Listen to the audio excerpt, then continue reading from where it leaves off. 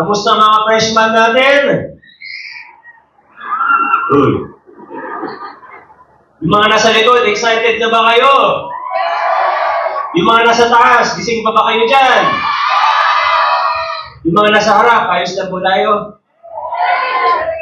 Bago po ang lahat, kailangan niyong i-congratulate ko po kayo.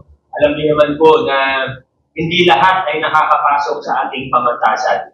Dumaan po kayo sa tamang proseso, nag-apply po kayo, siyempre nagtapos muna kayo ng high school, nag-apply po kayo, nag-exam po kayo, dumaan kayo sa admissions process natin, at kayo po ang mga mapalad na makakapasok po sa ating pamantasan. Kaya yung unang batch, dalawang batch po ito, mamayang hapon meron din po, nasa more than 1,000 po ang freshman natin para sa school year, sa panibagong school year na ito. Pero bago po lahat, kaya inyo po na i-congratulate ko po kayo. Sa freshman class of 2025 to 2026, congratulations. Palakpakan po ninyo yung mga sarili nyo. At habang nasa likod po ako, pinakikinggan ko ang mensahe ng ating butihing Vice Mayor Dodot Jaworski. At tingin ko lahat ng mga dapat sabihin na sabi niya na. Kaya iiksiyan ko na lang po ang aking mensahe dahil maganda na po yung mensahe niya. At para hindi na anti-climactic, hindi na po, alam ko, marami pa kayong di-discuss. Mag-uusap po kayo tungkol sa mga pag-uusapan niyo mamaya, mga kalakaran ng ating pamantasan, mga expectations natin dito sa ating local college sa susunod na hopefully, sunod na 4 na taon. Kaya di ko naman siya, di na ako magbibigay na marami pang advice, na marami pang payo, na marami pang tips, dahil alam ko sa buong umaga na ito, marami naman po kayong maririnig. Talagang dumaan lang ako para tingnan po, okay lang ba lahat, para i-congratulate po kayo.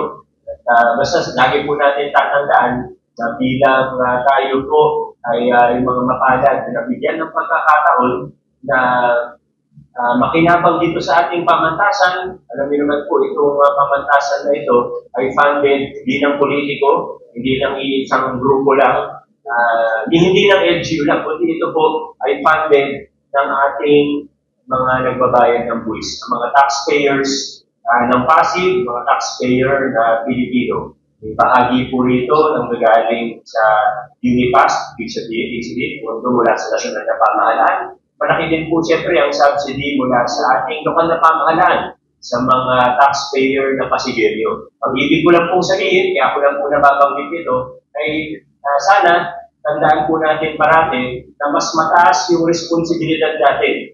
Bilang mga mag-aaral, meron kayong pananagutan, hindi sa akin, hindi kay Sir Maningas, hindi sa inyong dean, hindi sa inyong mga profesor, hindi lang sa inyong mga pamilya, hindi lang sa inyong mga sarili, kundi meron po kayong pananagutan sa mamamayang Pasigenyo at mamamayang Pilipino. Kaya sana mag-aaral po kayo ng mabuti. Maasahan po ba natin? Ito naman ang kapalit nito. Lahat ng mga benepisyo na matatanggap po ninyo, mula sa meal tuition, hanggang productivity allowance, hanggang sa mga pasilidad ng ating pamantasan, wala pong hinihinging kapalit sa inyo. Kung hindi, mag-aaral ng mabuti. Okay lang naman po siguro yun, ano?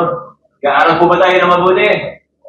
Okay, maraming salamat. Sigurado naman ako na sa ilang taon nyo, sa ating pamantasan na ilang beses rin po tayo makikita, maaaring dito sa theater na ito, o sa iba't ibang mga event ng pamantasan ng ating LGU. Kaya ngayon pa lang, ipapasalamat na ako sa inyo. Huli ko po kayong pinong-congratulate. Mabuhay ang freshman class of 2025 to 2026. Maraming salamat po.